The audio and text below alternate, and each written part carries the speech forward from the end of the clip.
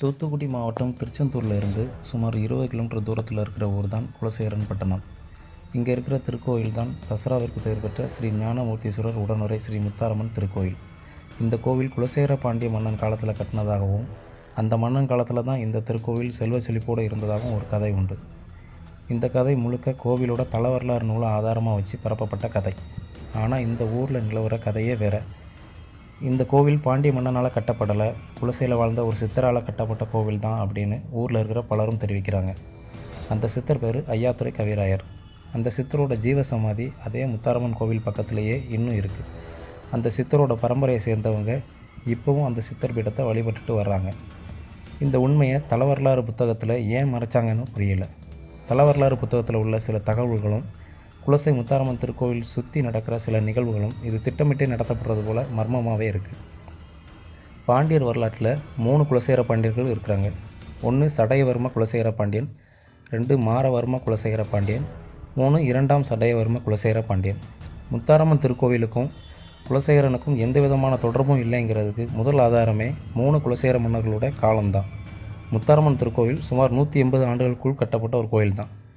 ஆனால் 1000 2000ன்னு நிறைய மிகைப்படுத்தப்பட்ட கதை தான் இங்கே நிலவுது. குலசேகரப்பட்டினம் என்ற பெயர் மன்னனால் தான் ஏற்பட்டிருக்கும். ஆனால் குலசையில் இருக்கிறதுங்கிற ஒரே காரணத்துக்காக குலசேகர பாண்டியன் தான் அந்த கோயில் கட்டினதாக சொல்கிறது வெறும் கட்டுக்கதை தான். ஒருவேளை இந்த கோவில் குலசேகர பாண்டியனால் தான் கட்டப்பட்டதுன்னு பார்த்தா கூட ஒரு அரசன் கட்டின கோவில் எப்படி இருக்குங்கிறது நம்ம எல்லாத்துக்குமே தெரியும். பெரிய பெரிய பாறைகள் கொண்டு அழகிய வேலைப்பாடுகள் நிறைந்த சிற்பங்களெல்லாம் பிரம்மாண்டமாக கட்டியிருப்பாங்க. முக்கியமாக குலசேகர பாண்டிய மன்னனோட குலதெய்வம் இந்த முத்தாரம்மன் அப்படின்னு சிலர் சொல்கிற கதையை பார்க்கும்போது இந்த கோயிலை அந்த மன்னன் கட்டியிருந்தால் நிச்சயமாக பெரிய அளவில் கட்டியிருப்பான். ஆனால் பாருங்கள், இன்றைக்கி நாம் எல்லாருமே பார்க்குற மாதிரி முத்தாரம்மன் திருக்கோவில் முன்னாடி ஆடம்பரமாகவும் பிரம்மாண்டமாகவும் காட்சியளிக்கலை. ஆரம்ப கால திருக்கோயில் மண் மற்றும் சுண்ணாம்பு கலந்த சிறிய அளவு கட்டிடம் தான். 1934 மூல விக்கிரகங்கள் பிரதிஷ்டை பண்ணினதில் இருந்து சமீப காலம் வரை கூட இந்த திருக்கோயில் மிக சாதாரணமான கட்டிடமாக தான் இருந்துச்சு. இது உள்ளூரில் உள்ள இருக்கிற எல்லா மக்களுக்குமே தெரியும். திருக்கோவிலை பாண்டிய மன்னன் கட்டியிருந்தால் ஏன் அவன் மூல விக்கிரகங்கள் வைக்காமல் விடணும்? 1934 தான் இப்போ உள்ள சிலையை பிரதிஷ்டை பண்ணியிருக்காங்க. அப்புறம் எப்படி இந்த மாதிரியான ஒரு கதை பரவுச்சுன்னு பார்த்தா கோவிலோட தலவரலாறு புத்தகம் பக்கம் நாம் போக வேண்டியிருக்கு. அந்த புத்தகத்தை எழுதுனது குமரி மாவட்டம் மருங்கூரை சேர்ந்த திரு பூமணி அப்படிங்கிறவர். உள்ளூர் ஆள் எழுதாமல் எங்கிருந்தோ வந்த ஒரு வெளியூர் ஆள் ஒருவர் எழுதினாலோ என்னவோ சில கற்பனைகள் சேர்க்கப்பட்டு உண்மைகள் மறைக்கப்பட்டிருக்கு. குலசையில் தங்கியிருந்து அங்கே இருக்கிறவங்க கிட்ட கேட்டும் கோயில் கல்வெட்டு மூலமாகவும் தகவல்களை சேகரித்து அந்த புத்தகம் எழுதுனதாக அவரே அந்த புத்தகத்தோட எண்ணுரை அப்படிங்கிற பகுதியில் குறிப்பிட்டிருக்காரு. இப்போ கூட ஊரில் விசாரித்தோம்னா இந்த கோயிலை பாண்டிய மன்னன் கட்டலை, ஒரு சித்தர் கட்டின கோயில்னு சொல்கிறாங்க. ஆனால் 1993 குலசையில் விசாரிக்கும்போது திரு பூமணிக்கு இது எப்படி தெரியாமல் போச்சுன்னு நினைக்கும்போது வருத்தமாகவும் சந்தேகமாகவும் இருக்குது.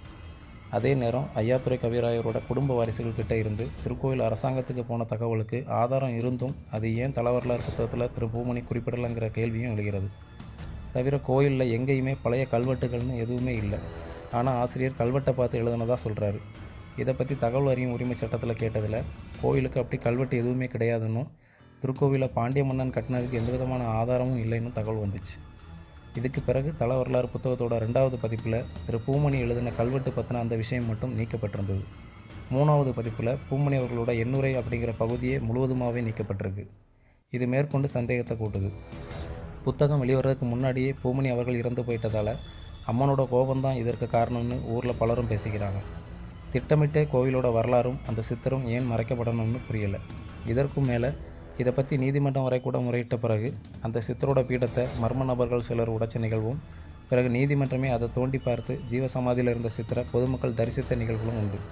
இது எல்லாத்துக்குமே சமகால ஆதாரங்கள் இருக்குது. அதை பற்றி இன்னொரு பதிவில் பார்க்கலாம்.